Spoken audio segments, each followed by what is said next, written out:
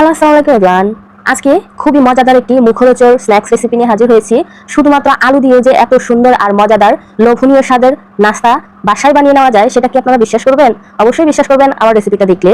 ছোট থেকে বড় সবাই কিন্তু এই নাস্তাটা খুবই পছন্দ করে খাবে। আর বানানোর প্রসেসও কিন্তু একেবারেই ইজি। কিভাবে বানাবেন চলেন এক নজর দেখে নেই। আশা করি পুরো ভিডিও জুড়ে আমার সাথেই থাকবেন আর একটা লাইক দিয়ে ভিডিওটা কন্টিনিউ করবেন। তাহলে কথা বাড়াচ্ছি না, চলুন রেসিপির দিকে চলে যাই। প্রথমে এখানে আমি 2টা বড় সাইজের আলু নিয়ে নিলাম আর এগুলাকে পিলার দিয়ে আমি একটু পিল করে নিয়েছি। এখন কিভাবে কেটে নিচ্ছি একটু খেয়াল করেন। একটা আলুকে আমি 3টা ভাগে ভাগ করে নিয়েছি, তারপর ছোট ছোট পিস করে নিব। যেহেতু পিসগুলা ছোট করা হচ্ছে সেহেতু কিন্তু 2টা আলু থেকে প্রায় অনেকগুলাই ছোট অংশ বের হবে আর এগুলা দিয়ে অনেকগুলাই নাস্তা তৈরি করা যাবে। এখন আমি অনেকবার পানি পাল্টিয়ে পাল্টিয়ে আলুগুলাকে ধুয়ে প্যানের মধ্যে নিয়ে নিলাম। এখন পর্যাপ্ত পরিমাণে পানি দিয়ে কিছুটা লবণ দিয়ে আমি এগুলোকে 80% মধ্যে সিদ্ধ করে নিব। পুরোপুরি সিদ্ধ করার কোনোই দরকার নেই, কারণ যখন আমরা ফ্রাই করব তখন কিন্তু পুরোপুরি সিদ্ধ হয়ে যাবে। ঢাকনা দিয়ে ঢেকে 5 মিনিট একটু ফুটিয়ে নিলেই কিন্তু হয়ে যাবে। এই যে দেখুন আমি দেখিয়ে দিচ্ছি, ঠিক এই পর্যায়ে হলে আপনারা নামিয়ে নেবেন। আচ্ছা, এখন উঠিয়ে আমি একটা স্ট্যান্ডের মধ্যে ছেঁকে নিচ্ছি। এদিকে আমরা একটা ব্যাটার বানিয়ে নিব।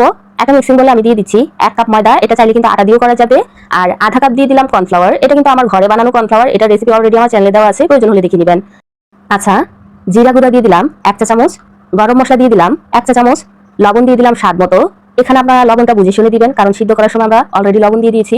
মরিচ দিয়ে দিলাম 1 চা চামচ, ধনে গুঁড়া দিয়ে দিলাম আধা চা চামচ, গোলমরিচের গুঁড়া দিয়ে দিলাম আধা চা চামচ।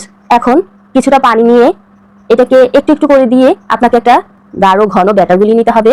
একবারে পাতলাও না আবার একেবারে ঘনও না, এরকম একটা ব্যাটার হতে হবে। এটা একটা সাইডে রেখে দিলাম।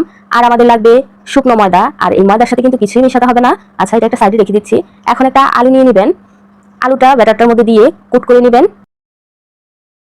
তারপর ময়দাটার মধ্যে রেখে দিয়ে কিছুটা ব্যাটার এটার উপরে আবারও দিয়ে দিবেন। তারপর হাত দিয়ে একটু নেড়ে চেড়ে এটার সাথে ময়দাটাকে কোটিং করে নিতে হবে। এখানে কিন্তু চাপাচাপি করার কোনোই দরকার নেই, আলতো হাতে নেড়ে চেড়ে দিলেই দেখবেন খুব সুন্দরভাবে কোট হয়ে গেছে। একটু আলতো হাতে করবেন, না হয় কিন্তু এগুলা ছিঁড়ে যাবে। এই যে দেখুন কতটা পারফেক্ট হয়েছে। এভাবে আমি বাকি সবগুলাও করে নিব। একসাথে সবগুলা করে তারপর ভাজতে যাবেন। এতে করে কিন্তু এই আলুগুলা রেস্টে থাকতে পারবে আর এগুলা সেট হয়ে যাবে। এই নাস্তাগুলো কিন্তু আপনাদের ডিপ ফ্রাই করতে হবে, অবশ্যই একটু বেশি করে তেল নিয়ে তারপর ফ্রাই করবেন।